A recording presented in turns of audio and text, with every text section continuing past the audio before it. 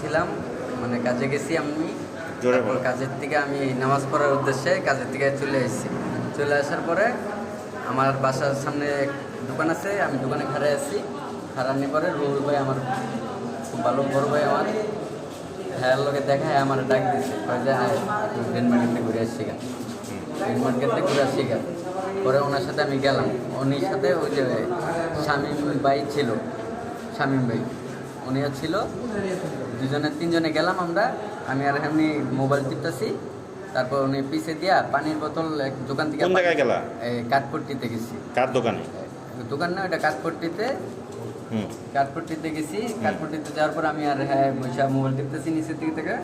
তারপর হলো যে শামীম শামীম এই দোকানে যা করছে, পানি বোতল আনতে গেছে, আইনা ঘুরা হ্যাঁ পিছে তো ঘুরা ছিল না নিচের দিকে, পিছে এদিকে তাকায় কথা বলো। হ্যাঁ, বোতলটা ধুইয়া তারপরে যে গিয়ার বার করে মাথার ভিতর মারছে। গিয়ার বাই করে। জি, কতগুলো কূপ দিয়েছে? আমার সামনে একটা দিছে, দেওয়ার পরে দৌড় দুজনে। আমি তো কয়টার সময় এটা? গেছি, এই জন্য আমি 1 মিনিট পর বের হয়ে দিয়ে আমি ছিলাম ডেনমার্ক। কয়টার সময়?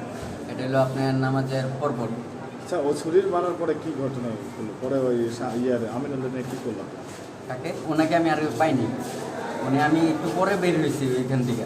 ওইখান থেকে 1 মিনিট পরে বের হয়ে দিয়ে যে উনি কেউ নেই, এই রাস্তা ফাঁকা। পরে আমি ছিলাম ডেন মার্কেটের দিকে গেছে, পরে ডেন মার্কেট দিয়ে আমি দূর মেরে গিয়ে খুঁজলাম, ওই দিকে পেলাম না। পরে আমার বাসার গলিতে গেছি। কি কারণে মারছে এটা জানতে পারছো?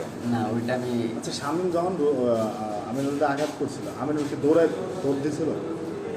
কেটা ওই যে রুহুল ভাই, হ্যাঁ আগাতে যে মাথায় ঝুমকা মারছে না, তখনই মাথার ইয়াটা ধরে দেখলাম দৌড়, কিন্তু পিছিয়ে পিছিয়ে দৌড়। তোমার নাম কি? আমার নাম রাসেল।